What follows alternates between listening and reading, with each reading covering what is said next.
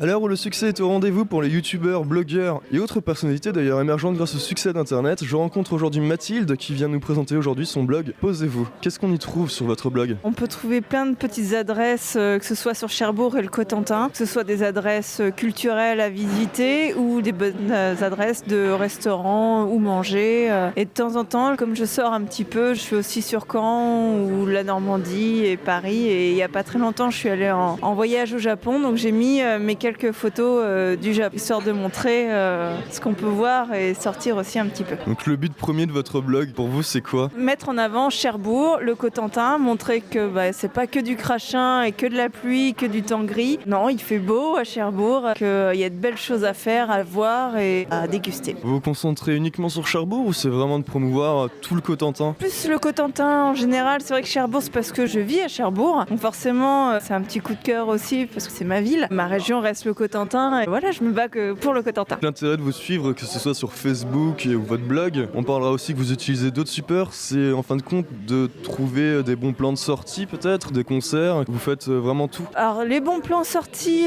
oui et non, ça va être des sorties qui ont eu lieu généralement quand je parle. Donc ça va être les traversées Tatiou, un festival, une exposition que j'ai vue. J'essaie toujours de parler de quelque chose que j'ai vu, que j'ai fait. On parlait tout de suite des supports différents que vous utilisez, donc il y a aussi Instagram, pour ceux qui connaissent pas, c'est la photo. Est-ce que vous trouvez ça nécessaire aujourd'hui de joindre la photo au texte? Moi c'est vrai qu'à la base je suis plus photo, donc c'est du coup le texte qui vient se joindre à la photo. Effectivement, à l'heure actuelle, la photo parle énormément et des fois plus qu'un simple texte. C'est ce qui fait que ça marche à l'heure actuelle et Instagram du coup fonctionne très bien pour ça. Ce qu'il faut le souligner quand même, Posez-vous, votre blog commence à avoir un certain succès sur Cherbourg et ses environs. Aujourd'hui, il y a combien de personnes qui vous suivent et comment vous expliquez votre succès? Sur le blog, je crois que je suis à peu près 200 visites par jour et j'ai 1900 personnes qui me suivent maintenant sur Instagram. C'est vrai que c'est surprenant, je suis moi-même étonnée par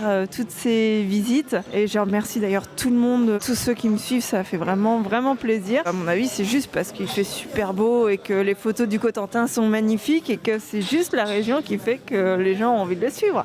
Ça va être une question un peu plus personnelle, votre endroit préféré à vous, c'est quoi dans Cherbourg ou à côté et pourquoi? Dans Cherbourg, j'ai deux endroits que j'aime beaucoup. Alors le premier, je pense qu'il y en a pas mal qui vont se rendre compte, c'est le parc Emmanuelier parce que je mets pas mal de photos du parc et je l'aime vraiment beaucoup. C'est vraiment un endroit charmant et il y a peu de monde en fait qui va, enfin je le trouve, et pas assez peut-être mis en valeur. Et le second, c'est la nouvelle bibliothèque qui je trouve est magnifique et j'adore les livres. J'ai toujours un rapport avec les livres que j'affectionne vraiment beaucoup et cette bibliothèque est magnifique. Des paroles, des mots, et si on a envie de prendre connaissance soi-même de votre travail, de vos photos, de votre blog, quels sont les contacts et où on peut retrouver vos travaux? Pour le blog, c'est posez-vous.wordpress.com et mon compte Instagram, c'est Mati36. Et le mot de la fin, la question un peu plus décalée pour conclure notre interview, est-ce que vous n'avez pas peur que ça devienne un peu cliché de prendre des photos de ces plats? Oh, c'est comme tout, oui, je pense que ça peut devenir